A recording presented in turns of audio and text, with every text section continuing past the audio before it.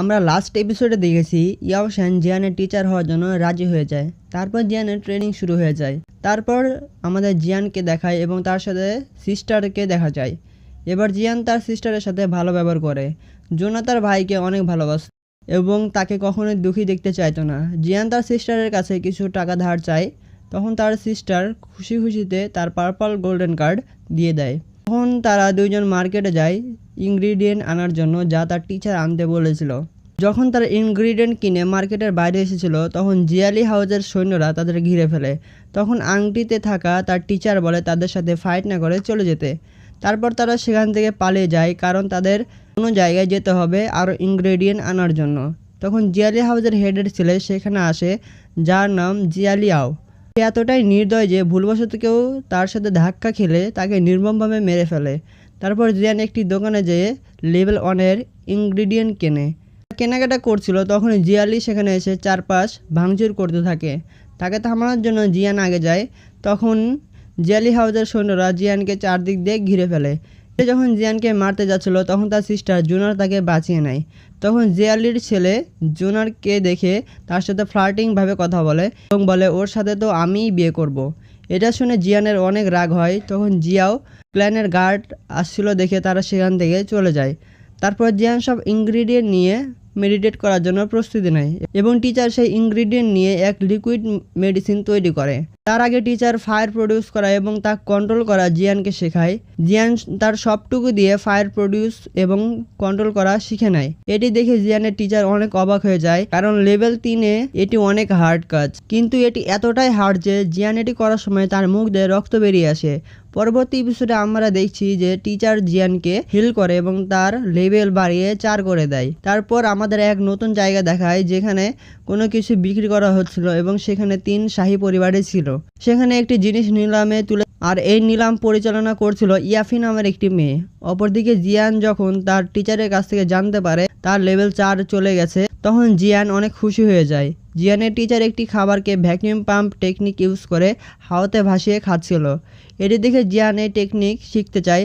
তখন তার টিচার বলে এটি ব্ল্যাক টেকনিকের লো লেভেলের টেকনিক, কিন্তু এই টেকনিক শেখার পর তুমি 1 টনের পাথর উঠাতে পারবে। আর এই টেকনিকে তুমি যদি এক্সপার্ট হয়ে যাও, তাহলে তুমি তোমার শত্রুদের এমনিতেই হারিয়ে দিতে পারবে। এই টেকনিক এক ধরনের আয়রন পাম্পের সাহায্য করে, যা জিয়ান আগেই একটি শপ থেকে কিনে নিয়েছিল। আর জিয়ান যে আয়রন পাম্প কিনেছিল তার মধ্যে ফায়ার প্রডিউস করারও ক্ষমতা ছিল। এইসব টেকনিক দেখে জিয়ান ফুল মোটিভেট হয়ে তার টিচারের কাছে এগুলো শিখতে চায়। আর কিছুক্ষণ পর জিয়ান তার ফ্যামিলির কমব্যাট এরিয়াতে যায়, যেখানে তার সিস্টার এক ফাইটারের সাথে ফাইট করছিল এবং সেই ফাইটারকে সহজেই তার সিস্টার হারিয়ে দিচ্ছিল। তারপর সে জিয়ানকে দেখে এবং তাকে দেখে প্রথমে সে বুঝতে পারে তার ভাইয়ের লেভেল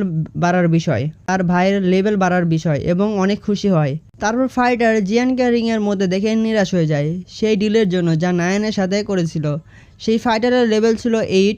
জোনার তখন তার ভাইকে এক জায়গায় নিয়ে যায় এবং একটি বই দেয় যেখানে লেভেল 4-এর ফাইটারের জন্য অনেক ট্রেনিংয়ের টেকনিক ছিল। জিয়ান বইটি পেয়ে অনেক এক্সাইটেড হয়ে যায় এবং সোজা তার টিচারকে এই বইটি দেয় এবং সেই টেকনিকগুলো শেখানোর কথা বলে। টিচার তখন এই টেকনিককে বেকার বলে তাকে অন্য টেকনিকের বই দেয়। এই টেকনিক শেখার জন্য অন্তত 5 লেভেল দরকার। এজন্য জিয়ান তার টিচারকে বলে আমার লেভেল 5 তাড়াতাড়ি বাড়াতে হবে এবং টিচারকে রিকোয়েস্ট করে। অন্যদিকে আমাদের নায়ানকে দেখায় যে পর্বতের উপর বসে মেডিটেট করছিল। জিয়ানও তখন এক জঙ্গলের মধ্যে তার টিচারের সহযোগিতায় লেভেল 5 বাড়ানোর প্র্যাকটিস করছিল এবং তার টিচার বডিকে স্ট্রং করার জন্য বিভিন্ন ধরনের অ্যাটাক করে। এই টেকনিক ব্ল্যাক টেকনিকের মধ্যে হাই লেভেলের রয়েছে এবং এটি শিখে গেলে 8 গুণ বেশি শক্তিতে একজন অন্যজনের ওপর অ্যাটাক করা যাবে। টিচার জিয়ানকে বলে আরও অনেক ইনগ্রেডিয়েন্ট তোমাকে আনতে হবে এবং এটি শুনে জিয়ান অনেক চিন্তিত হয়ে পড়ে, কারণ আগের যে ইনগ্রেডিয়েন্টগুলো এনেছিল তার টাকা তার সিস্টারকে এখনও দেয়নি। জিয়ান আবার সেই নিলামের জায়গায় যায় এবং সেই লিকুইড বিক্রি করার জন্য যেগুলো সে আগে বানিয়েছিল। সে মেডিসিনকে স্পিড অফ এলেক্সার বলে। ইয়াফি সেই মেডিসিন চেক করে এবং সেই মেডিসিন অনেক ভালো পায়। এটার জন্য ইয়াফি কথায় কথায় জিয়ানের ফেস দেখার জন্য তার কাছে আসে। জিয়ান এটি বুঝে ফেলে এবং তার কাছ থেকে দূরে সরে আসে। ইয়াফি যখন স্পিড অফ এলেক্সার নিলামে তোলে, এবং তার উপকারিতা বলে।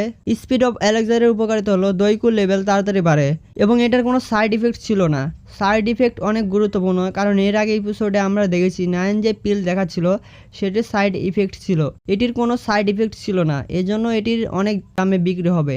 জিয়ানের ফাদার এটি যে কোনো মূল্যে তার ছেলের জন্য কিনবে এবং তার জিয়ালি হাউসের হেডও জানতো, এজন্য জিয়ালিও এক ধরনের ষড়যন্ত্র করে এবং অনেক বেশি বেশি দাম বলে। জিয়ানের ফাদারের সৈন্য বলে জিয়ালি আমাদের চেয়ে এমনি বেশি দাম বলছে যাতে আমরা দাম বাড়াই এবং আপনাকে সব টাকা খরচ করে সে যাতে পরবর্তী সামগ্রী কিনতে পারে।